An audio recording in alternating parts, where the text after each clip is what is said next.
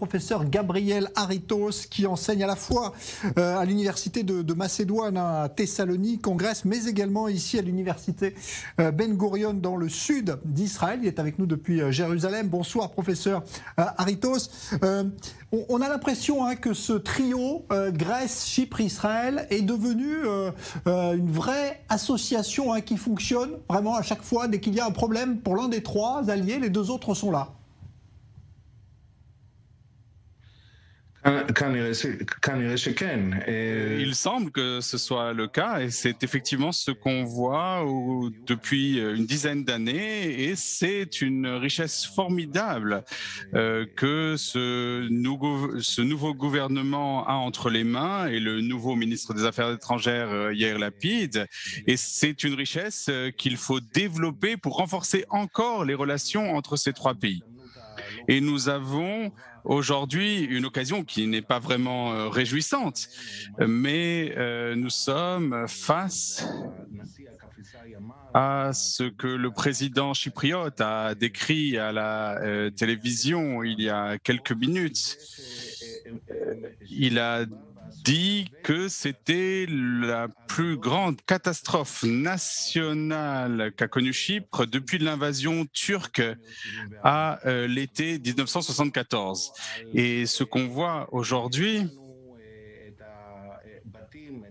ce sont des maisons, des villages qui ont entièrement brûlé. Il y a 55 kilomètres carrés qui ont brûlé au cours des dernières heures. Mais heureusement, j'entends que la presse chypriote dit qu'il n'y a plus de front chaud à l'heure actuelle, que l'incendie est sous contrôle, grâce notamment aux hélicoptères israéliens, aux hélicoptères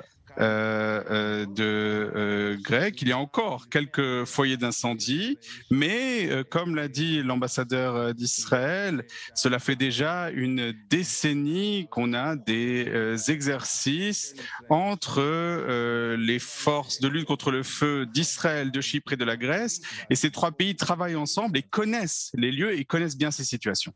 Qu'est-ce qui a poussé, professeur, ces trois pays à se rapprocher aussi étroitement aujourd'hui? Est-ce que c'est justement des questions de sécurité, de défense qui font qu'Israël, la Grèce et Chypre sont aussi reliés aujourd'hui? Tout d'abord, il faut bien dire que dans ces trois pays, on a la langue commune de la démocratie, de la liberté d'expression, ces valeurs occidentales qui sont chères à ces trois pays.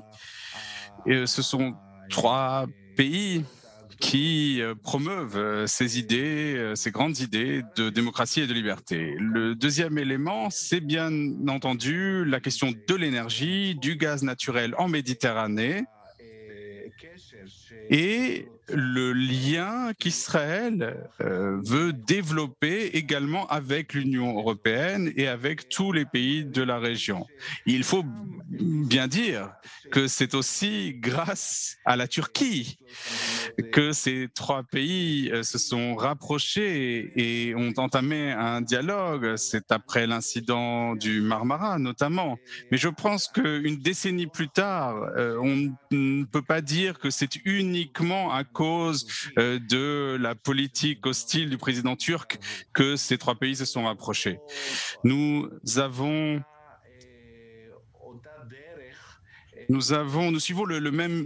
la même manière de construire de bâtir notre vie quotidienne, de construire notre système politique, et c'est quelque chose d'extrêmement important pour les trois pays, ces trois pays de la région, et c'est très important que ces pays créent un partenariat et elles qui partagent ces grands idéaux démocratiques qui existent dans les pays.